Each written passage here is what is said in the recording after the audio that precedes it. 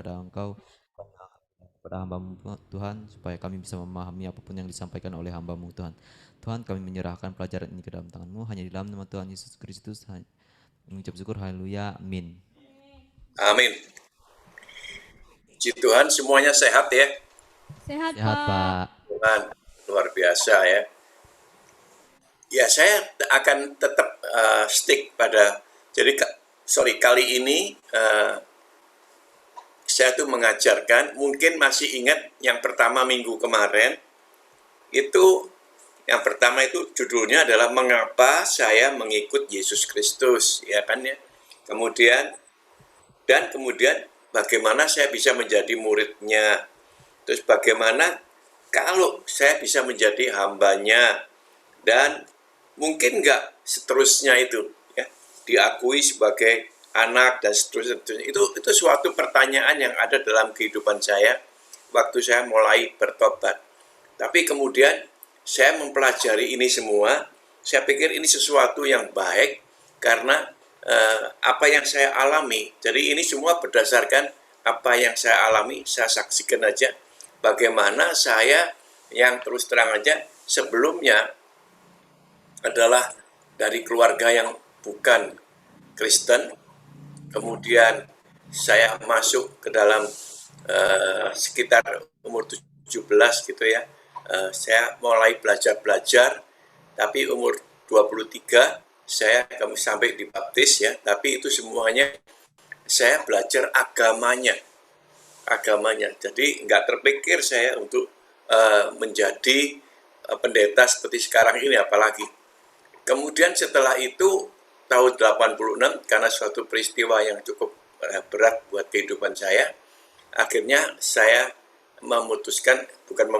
akhirnya saya dijamah Tuhan dan bertobat, dan pada saat itulah sebetulnya saya tuh mulai memikirkan uh, uh, apa sebenarnya sih, bagaimana sih sebenarnya kalau saya setelah bertobat itu saya bisa menjadi murid Tuhan.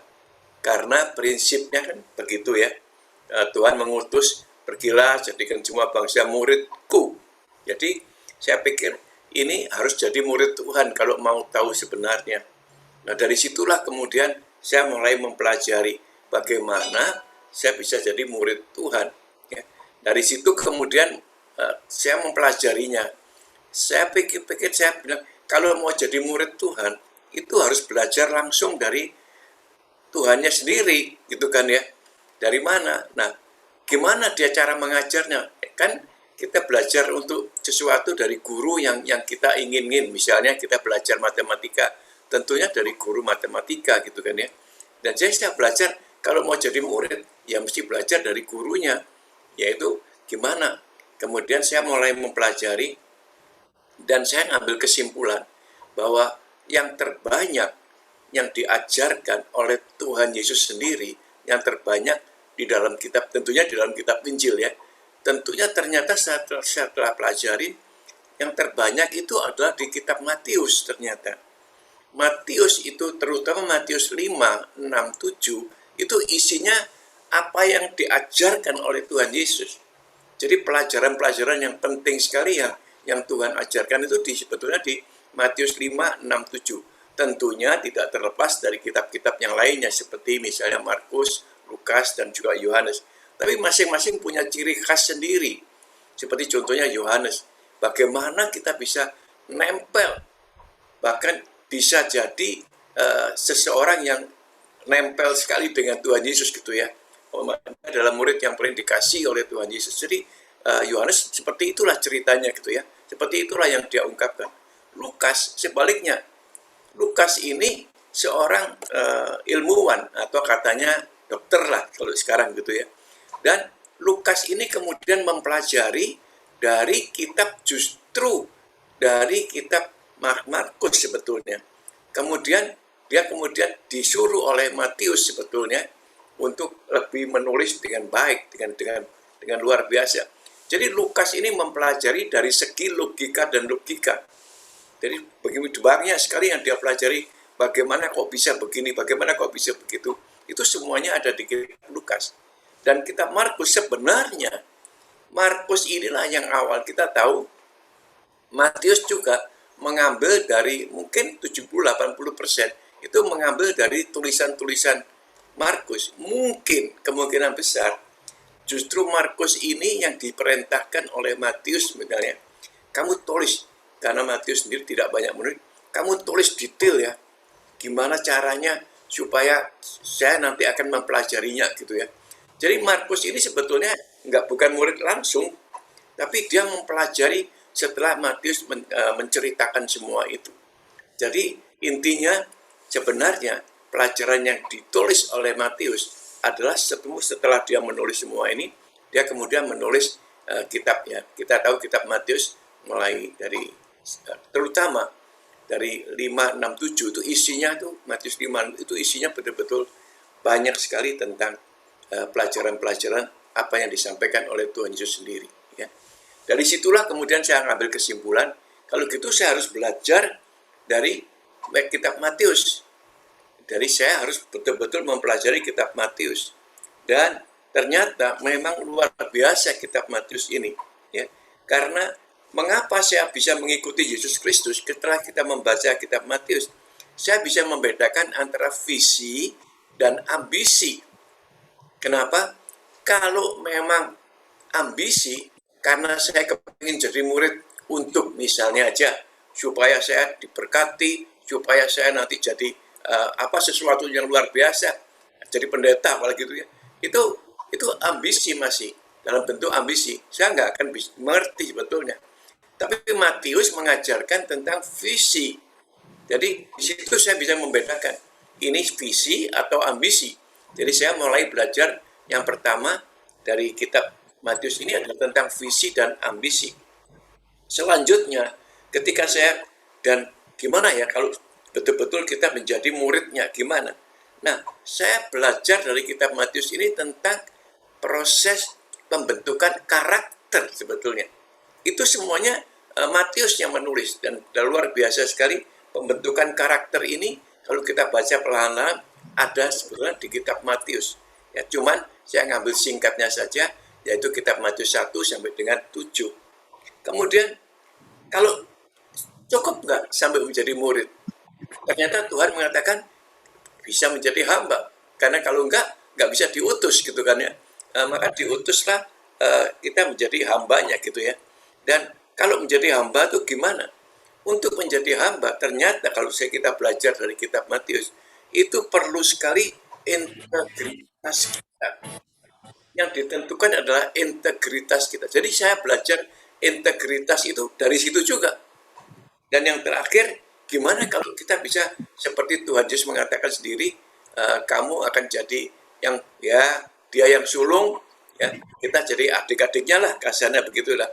Bahkan ada firman juga yang mengatakan menjadi mempelainya. Tapi sampai ke sana tuh apa artinya? Nah itulah yang kita pelajari dari sebetulnya kitab Matius, tapi lebih nanti ke arah kitab Yohanes.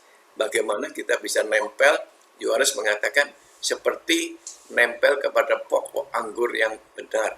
Jadi dari situ saya kemudian mempelajari kitab Matius ini. Dan minggu kemarin saya sudah membuka yang pertama bahwa kitab Matius ini dikatakan begini ya. Minggu kemarin itu ya, yaitu dikatakan nomor 1. Bahwa tentang Tuhan Yesus, ya, sejarah atau apapun istilahnya ya, bukan dimulai oleh Yesus sendiri. Tapi sebenarnya tentang Tuhan Yesus ini sudah dimulai oleh Tuhan lama-lama sebelum itu terjadi. Jadi seakan-akan Yesus ini cuma sebagai dalam arti kata melengkapi, menggenapkannya gitu ya. Jadi juga dikatakan keselamatan yang menjadi tugas utama daripada Tuhan Yesus itu sudah dipikirkan, sudah dibuat, sudah direncanakan, sudah direncanakan itu jauh-jauh hari oleh Tuhan sendiri sebetulnya. Jadi tema keselamatan ini sudah ada jauh-jauh hari gitu ya. Tapi digenapkan oleh Tuhan sendiri. Nah, Tuhanlah yang menjadi yaitu anak domba yang tidak bercela ini ya. Sehingga kita percaya keselamatan tidak ada lain kecuali di dalam Dia sendiri. Ya. inilah yang ingin saya sampaikan sampai sekarang ini. Jadi kita kemudian belajar yang luar biasa, kan saya katakan minggu yang lalu, Matius ini pemungut cukai. Makanya kenapa saya belajar dari kitab Matius. Dia ini sebetulnya pemungut cukai, latar belakangnya kurang bagus sebetulnya. Karena itu Matius menulis yang pertama kali tidak ada di kitab, mungkin nggak lengkap lah di kitab lain-lainnya ya, tapi di kitab Matius itu jelas sekali mengenai generasi per generasi. Karena ini penting, karena dari situ kita bisa melihat ketika Tuhan memilih seseorang, ternyata latar belakang seseorang itu kadang-kadang nggak, menurut kita sebagai manusia rasanya nggak layak lah. Matius pemungut cukai kok diambil sebagai murid gitu kan ya. Apalagi kalau kita membaca generasi per generasi, ingat di situ ya, saya cuma menyingkap sedikit aja, yaitu mengenai wanita-wanitanya. Kenapa ada Tamar, kenapa ada Rahab, kenapa ada Ruth, Bathsheba, bahkan Maria ya. Itu kalau kita lihat latar belakang terutama yang empatnya di depan itu, karena Maria kan gak tertulis sebetulnya di generasi itu ya, itu latar belakang mereka tuh rasanya nggak cocok. Kalau kita loh ya, kalau kita merasa kita nggak bisa menyesuaikan dengan cara pemikiran Tuhan, karena karena kita ada di dunia ini, kita cuma bisa melihat sekeliling kita cuma bisa melihat apa yang terjadi di dalam kehidupan kita sehari-hari. Jadi kita tidak melihat sekarang bahwa yang pertama, Tuhan tidak pernah salah di dalam memilih. Itu yang kita pelajari kemarin ya. Tuhan tidak pernah salah dengan memilih. Terus gimana? Masih ada di Matius 1 sebetulnya. Kemudian mengenai Matius 1 ayat 18 sampai dengan 25 mengenai kelahiran Tuhan Yesus. Nah, di sini saya melihat satu hal yang penting. Jadi kalian yang catat sendiri ya, bahwa poin-poinnya ini ya, karena poin-poinnya cuma saya gambarkan sedikit demi sedikit aja. Jadi yang pertama, poinnya adalah Tuhan tidak pernah salah di dalam memilih murid-muridnya atau memilih anak-anaknya atau memilih orang-orang pilihannya sebagai hamba. Meskipun ada juga yang sudah dipilih, tapi ternyata tidak terpanggil, karena mungkin mereka menolak ya. Kita tahu seperti Yudas misalnya, sudah dipilih, sudah diajak, sudah belajar, tapi dia tergoda oleh keduniawian. Terakhirnya justru seakan-akan dia tidak menjadi terpanggil menjadi bagian daripada murid Yesus. Nah, itu perlu diperhatikan. Nah, Matius 1 ayat 18 sampai dengan 25 tentang kelahiran Tuhan Yesus, itu yang menjadi pokok, yang menjadi bintang filmnya lah, katakan ya, yang menjadi yang utama, itu ternyata Yusuf. Yusuf ternyata, coba perhatikan, baca pelan-pelan dari Matius 1, 18 sampai dengan 25. Tapi dari situ saya belajar sesuatu yang penting sekali, yaitu mengenai kriteria dari seorang pria terutama. Kriteria seorang pria ini penting sekali ternyata. Ya, gimana sih kalau kita baca perlahan-lahan di situ ya. Pertama, kita tahu Yusuf itu dekat dengan Tuhan. Kenapa bisa dekat dengan Tuhan? Karena Yusuf itu malaikat aja bicara dengan dia, dia bisa menanggapi dan dia bisa percaya bahwa itu adalah malaikat. Ya, ini yang terjadi. Ya. Jadi yang pertama itu jelas sekali Yusuf itu dekat dengan Tuhan. Jadi kriteria ini penting sekali. Kalau kita mau menjadi murid Tuhan, saya mulai membelajar, kita harus dekat dengan Dia, belajar sungguh-sungguh. Jadi bukan sekedar aja sebagai guru dan murid, tapi cobalah kita lebih dekat, lebih mengerti, lebih sehari-hari merasakan bahwa Dia ada bersama dengan kita, guru yang agung itu. Yang kedua, dikatakan apa? Yusuf itu seorang yang tulus hati, dikatakan begitu. Ini penting banget gitu loh ya. Kenapa? Karena waktu Yusuf diberitahukan oleh malaikat untuk menjadi suami daripada Maria, untuk menjadi ayah daripada Tuhan sendiri, sebetulnya dia dalam keadaan gundah sekali. Gundah kenapa? Nah, dia baru bertunangan loh dengan Maria. Jadi dia kan sebetulnya hatinya gundah banget gitu loh ya. Tetapi ada satu hal yang penting. dia sangat menghormati malaikat itu, sangat menghormati yang diutus, atau dengan perkataan lain, sangat menghormati Tuhan itu sendiri. Jadi apapun yang disampaikan, dia merasa hormat. Dia merasa, ya nggak peduli apapun yang terjadi, saya akan ambil ini. Dan itu dikatakan tulus hati. Dan yang kedua, kita membaca seterusnya, dia adalah bertanggung jawab. Seorang pria yang bertanggung jawab. Kemudian yang ketiga, dia rela berkorban. Dan yang keempat, memang dia sabar. Dan yang terakhir, ada ketaatan dan kesetiaan dia atas perintah-perintah Tuhan. Jadi ini kriteria yang pertama yang saya pelajari ketika kalau kita mau jadi murid, ternyata nggak gampang sekali loh. Bisa nggak kita belajar? Kita harus belajar bagaimana kita menghormati Tuhan. Itu menghormati sungguh-sungguh, ya, artinya dalam arti kata kita tahu bahwa dialah yang kita layak dipuji, disembah, dan seterusnya.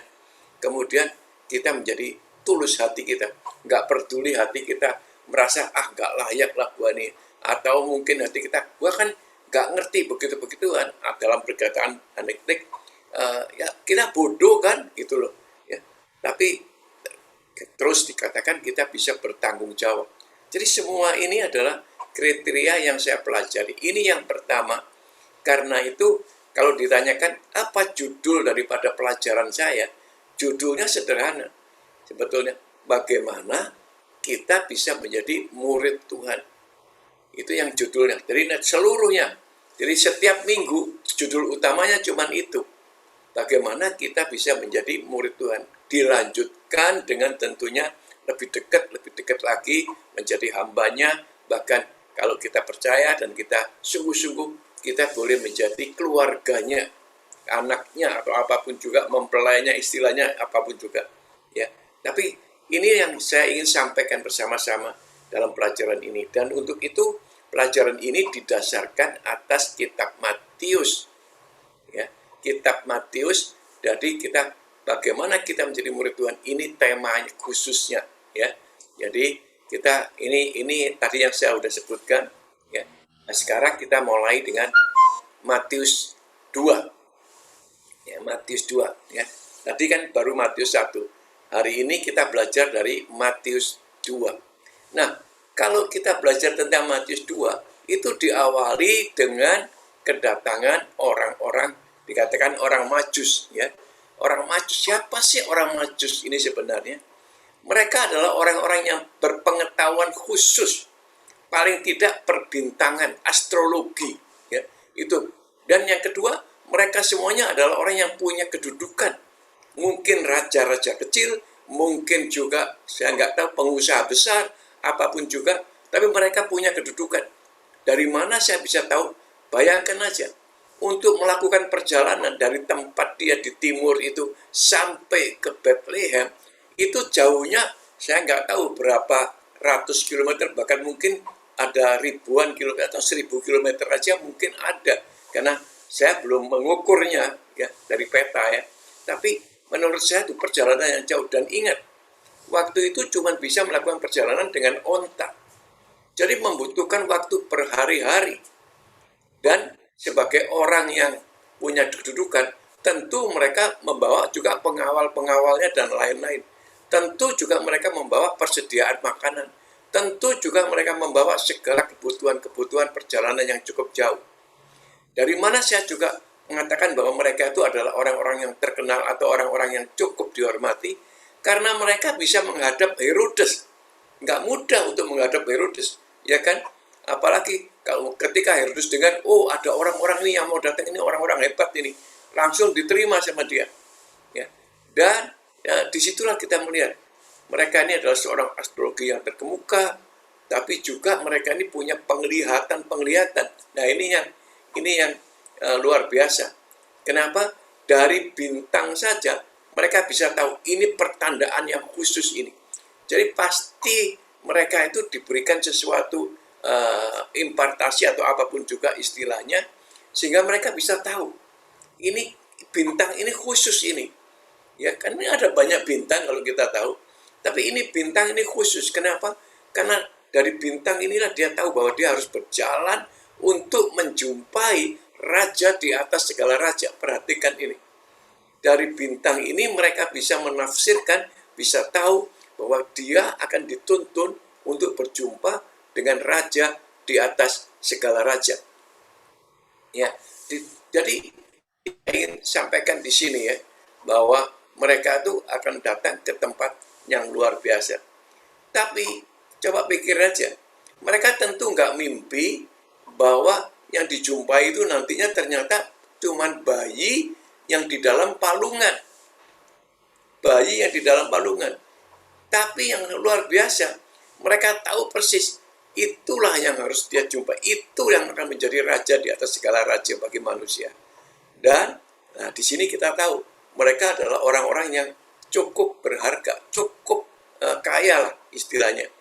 Coba aja perhatikan, mereka memberikan persembahan, dan persembahannya itu nggak sedikit loh. Adanya emas, kemenyan, dan mur, ya kan? Pelajarannya emas, kemenyan, dan mur, ya kan? Bayangin, mereka mempersembahkan emas, kemenyan, dan mur. Ini kalau emasnya sedikit ya itu kan namanya cuman peritilan aja gitu ya, iseng-iseng. Saya percaya betul mereka yang bawa itu pasti sesuatu yang cukup berharga, cukup besar. Baik emasnya, baik kemenyannya, baik murnya, itu suatu hebat. Hebatnya di sini kemudian saya mempelajari ini. Wah, ini luar biasa. Kenapa? Kalau bukan Tuhan nggak mungkin. Kenapa? Karena nantinya si bayi ini ya bersama dengan tentunya Yusuf dan Maria itu akan melakukan perjalanan. Akan melakukan perjalanan dari Bethlehem, kemudian mereka harus pindah ke Mesir. Bayangin aja. Nggak jauh, nggak dekat maksudnya. Itu jauh lagi itu. Mereka mesti punya persediaan banyak. Bukan cuma sekedar onta aja atau bagaimana mereka bisa sampai ke Mesir. Di Mesir pun mereka kan orang asing. Kalau mereka nggak punya persediaan yang cukup banyak, gimana mereka bisa hidup di Mesir? Dan hidup di Mesir bukan cuma sehari, 2 hari, sebulan, 2 bulan. Saya percaya di sana mungkin sampai 1-2 tahun. Kenapa? Karena Herodes mengatakan bunuh saja orang yang 2 tahun di bawah itu, yang usianya 2 tahun di bawah. Ya, berarti paling sedikit mereka di sana sekitar itulah. Ya, itu pengalaman yang kita mesti pelajarin ya. Bayangin aja sekarang perjalanan dari Bethlehem ke Mesir, tinggal di Mesir, kemudian dari Mesir nantinya mereka harus balik ke Nazaret, lebih jauh lagi ya, dari Nazaret ya. Dan dari situ baru Yusuf nanti bekerja sebagai tukang kayu. Jadi cukup penghasilan yang persediaan yang diberikan oleh orang-orang Majus itu untuk kehidupan mereka. Suatu rencana, suatu rancangan Tuhan yang tidak main-main. Dari sini saya mulai mempelajari lebih dekat lagi. Ternyata ini nggak main-main. Baru saja saya tuh kepingin menjadi murid. Baru saja saya tuh sedikit mempelajari tentang karakter, generasi per generasi. Bagaimana Tuhan memilih orang tidak pernah salah, ya kan? Kemudian juga baru saja mempelajari tentang ternyata ada kriteria yang khusus. Kalau kamu mau jadi murid, yaitu kriteria daripada Yusuf. Nah sekarang ada kriteria yang lain lagi, yaitu tentang bagaimana Tuhan memperlengkapi, yaitu perjalanan Yusuf dan Maria ini. Bagaimana Tuhan betul-betul direncanakan, sudah ada suatu blueprint yang luar biasa sampai mereka itu bisa melakukan perjalanan dari Nazaret, dari Bethlehem ke Mesir, tinggal di Mesir, kemudian balik lagi harus kembali ke Nazaret. Ya, inilah yang penting sekali. Dan dari situ juga saya melihat bahwa semua ini selalu diganggu oleh apa? Oleh si penyesat itu, yaitu si iblis. Selalu diganggu. Iblis paling nggak suka tentang keluarga. Sejak Adam dan Hawa aja, iblis sudah langsung bekerja. Apalagi ini sekarang, raja di atas segala raja, yang diberitahukan, wah, Herodes dipakai oleh iblis, marah sekali dia. Emangnya saya siapa kalau ada yang di atas saya lagi, gitu, kira-kira begitu ya. Dan kemudian ya kejahatan itu keluar, muncul. Nggak suka. Inilah yang dinamakan si penyesat atau si iblis itu. Dia kemudian melakukan pembunuhan massal. Anak-anak yang di bawah harus dibunuh. Jadi sesuatu yang perlu sekali kita sadari bahwa di dalam Tuhan memperlengkapi kita, menyiapkan kita. Ternyata juga ada gangguan-gangguan. Jadi jangan kaget. Ya. Tapi apapun juga yang terjadi, ingat bahwa Tuhan adalah yang terbaik. Bahwa Tuhan itu adalah sesuatu yang terbaik. Ya. Bahwa ini yang perlu sekali diingatkan. Ya kan?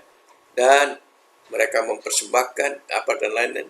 Dan mereka yang perlu sekali di sini adalah mereka juga tahu tentang petunjuk, percaya akan petunjuk-petunjuk Tuhan. Ya. Nah, jadi kriteria apa yang saya pelajari sekarang? Atau yang paling penting sekali. Yang pertama, tentunya orang-orang Majus itu. Orang-orang Majus itu adalah orang-orang yang dikatakan orang yang taat, setia, dan sangat percaya dan menghormati Tuhan. Iya kan? Bayangin aja, cuman dapat mungkin mimpi aja atau mempelajari bintang aja, tiba-tiba mereka bisa sepakat. Bukan satu orang loh ya, ada beberapa, katakanlah 3 misalnya. Mereka bisa sepakat, oh ya ini benar. Orang yang taat betul atas apa yang Tuhan sampaikan. Dan ini perlu sekali buat kita. Ya. Pertama, satu taat. Kemudian juga yang kedua, penting juga orang-orang Majus ini membawa persembahan itu. Yang pertama ini tentu membawa persembahan karena mereka orang-orang yang cukup berada ya. Tapi yang kemudian dia taat dan setia. Jadi pertama sudah kenal Tuhan dengan baik sehingga mereka betul-betul mau membawa persembahan itu meskipun mereka nggak tahu ini siapa nih ya rajanya. Bayangan mereka masa kalau bawa emas misalnya cuman sebongkah kecil gitu aja lalu pasti enggak. Pasti ini rombongan. Dan pasti emas yang dipersembahkan itu bukan sekedar cuman sedikit. Pasti rombongan ini membawa emasnya itu cukup banyak gitu ya. Dan juga untuk kemenyan dan mur. Ini semua penyediaan yang luar biasa. Dan kemudian dikatakan orang Majus ini adalah mereka yang taat dan setia. Perhatikan juga ini. Penting sekali ketika kita mendengar panggilan Tuhan. Ketika kita tahu bahwa Tuhan yang sedang memanggil kita, penting sekali bahwa kita menghormati panggilan itu. Karena itulah yang penting. Karena pilihan Tuhan sekali lagi tidak pernah salah. Waktu saya mulai merasakan ini, terus terang aja saya terus agak ragu-ragu gitu ya. Apa benar gitu ya. Saya kepingin belajar, tapi kita mulai dengan pelajaran yang kita bisa nggak menangkap panggilan Tuhan. Kita bisa nggak. Jadi saya belajar yang pertama kemudian adalah bagaimana kita bisa mendengar suara Tuhan. Ya, ini nanti akan kita ungkapkan nanti di mungkin pelajaran-pelajaran yang lain. Ketika itu saya pikir, wah ini ternyata bukan cuma sekedar kita belajar dari guru, kemudian pelajaran-pelajarannya kita belajar daripada ajaran dia di Matius misalnya. Tapi yang pertama juga saya harus bisa mendengar suara Tuhan. Apa benar saya ini dipanggil Tuhan? Apa benar saya ini sudah dipilih oleh Tuhan? Nah itu tidak mudah. Ya. Itu akan saya ungkapkan nanti di mungkin pelajaran yang berikutnya gitu ya. Tapi ini penting sekali bagaimana bisa mendengar dan mentaati khususnya karena orang Majus itu yang kita pelajari taat. Taatnya luar biasa. Saya nggak tahu apakah malaikatnya memberitahu. Saya nggak tahu karena apakah mereka memang orang-orang astrologi yang percaya bintang dan mereka tahu sekali bahwa ini bintang petunjuk yang luar biasa. Saya nggak ngerti. Tapi saya percaya betul bahwa Tuhan bekerja. Tuhan bekerja melalui apapun juga kepada mereka ya. Jadi kita dan kedua waktunya itu selalu yang terbaik. Waktu yang ditentukan oleh Tuhan selalu yang terbaik. Meskipun kita mikir-mikir yang benar aja. Coba dipikir aja. Apakah benar waktu itu terbaik? Kita coba melihat inilah ya. Waktu yang terbaik ini. Yang bagaimana waktu bisa yang terbaik ya. Karena waktu yang terbaik bagaimana dia bisa tepat waktu orang Majus datang menjumpai bayi itu di kandang misalnya. Itu kan petunjuk-petunjuk seperti itu kadang-kadang susah sekali dimengerti kan. Bagaimana yang namanya Tuhan Yesus lahirnya di kandang. Bagaimana Yusuf dan Maria nurut aja waktu mereka suruh pergi ke Bethlehem. Ini mereka nih baru dalam kandungan. Di dalam kandungan itu bagaimana beratnya mereka sampai ke Bethlehem itu. Perjalanan yang nggak mudah. Kalau mereka orang-orang yang nggak ngerti tentang waktu Tuhan, nggak ngerti tentang ketaatan dan kesetiaan, nggak mungkin mereka melakukan ngapain. Ya enaknya sebetulnya ya lahirnya ya di Nazaret aja gitu mungkin ya, tempat tinggal mereka. Tapi cuman gara-gara ada pencacahan jiwa gitu ya, untuk keturunan daripada, kita tahu Yusuf adalah keturunan daripada Daud ya, masih ancesternya gitu ya. Jadi ada keturunan itu harus ke Bethlehem gitu ya. Nurut jalan juga. Dan saya bisa membayangkan perjalanan yang nggak mudah, suatu pelajaran yang luar biasa ya. Kemudian apa yang terjadi, mereka nggak bisa dapat tempat dan lahirnya di kandang. Itu aja sudah membuat saya, wah ini luar biasa Yusuf ini ya. Dua-duanya, Yusuf dan Maria. Bayangin mereka dalam kondisi yang begitu, di kandang pun oke lah. Dan kita tahu, meskipun lahirnya di kandang, kita tahu sekali apa yang terjadi. Nanti di kitab yang lain jelaskan sekali bagaimana para gembala-gembala itu bisa nurut datang untuk memuji Tuhan, wah luar biasa sekali. Dan kelahirannya juga dengan sangat luar biasa sekali ketika di situ kita melihat sekali ada suara dan juga ada sesuatu yang penting sekali, yaitu kehadiran orang-orang ini ternyata betul-betul sesuatu yang terjadi, bahwa itu benar-benar bukan sekedarnya. Tapi yang saya pikirkan itu adalah waktunya ini kok bisa begitu tepat gitu ya, begitu luar biasanya. Kalau bukan rencana Tuhan nggak mungkin kan ya. Disitulah kemudian orang-orang Majus itu langsung memberikan persembahannya, nggak ragu-ragu. Ya ini meskipun ada di kandang, meskipun dalam seperti kondisi yang terbaik itu, kondisi yang begitu tuh, ya mereka memberikan persembahannya. Dan kemudian, nah ini yang luar biasa juga. Dan kemudian mereka harus kembali ke tempat asalnya, para Majus ini. Apa yang terjadi? Mereka bisa diberitahukan oleh malaikat. Nah, jadi di sini saya mengerti bahwa orang-orang Majus ini orang-orang yang juga mengenal Tuhan. Bahkan mereka percaya malaikat-malaikat itu memberitahukan, jangan lewat ke Herodes lagi ya, kamu lewat lain lagi lah, gitu ya. Ini yang luar biasa. Berarti ada sesuatu perencanaan rancangan yang kita nggak terpikirkan. Bagaimana Tuhan itu selalu memilih yang dengan tepat dan terbaik. Dan bagaimana firman Tuhan itu digenapkan. Ya, kita membaca ini bagaimana itu digenapkan. Makanya saya belajar sungguh-sungguh dengan pelajaran-pelajaran ini. Jadi kembali ke arah yang pertama, gimana saya menjadi murid, itu saya betul-betul mempelajari terus Matius ini. Hari demi hari saya pelajari sedikit demi sedikit. Nanti hasilnya akan banyak, mungkin dalam beberapa minggu ke depan ini pun mungkin saya harap bisa selesai gitu ya. Tapi akan banyak sekali karena ini baru dari Matius 1 dan Matius 2 saja. Belum nanti kalau kita ke Matius 3, kita akan belajar lebih banyak lagi.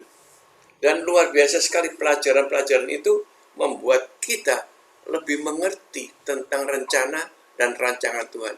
Dan kita mulai lebih mengerti siapa sebetulnya guru agung kita ini. Siapa sebenarnya yang kita ingin pelajari atau kita ingin ikuti atau kita ingin lebih mengerti akan kehendaknya gitu. Itu luar biasa sekali. Jadi ini yang saya ingin sampaikan pada hari ini. Memang tidak terlalu panjang, tidak terlalu banyak pada hari ini, tapi saya harap kalian bisa menimbulkan pertanyaan-pertanyaan gitu ya.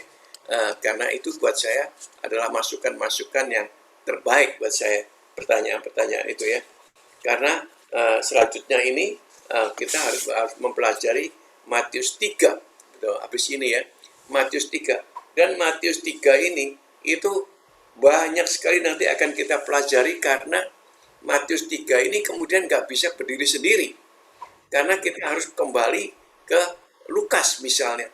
Matius 3 itu nanti akan berkaitan dengan Lukas, yaitu tentang Yohanes Pembaptis.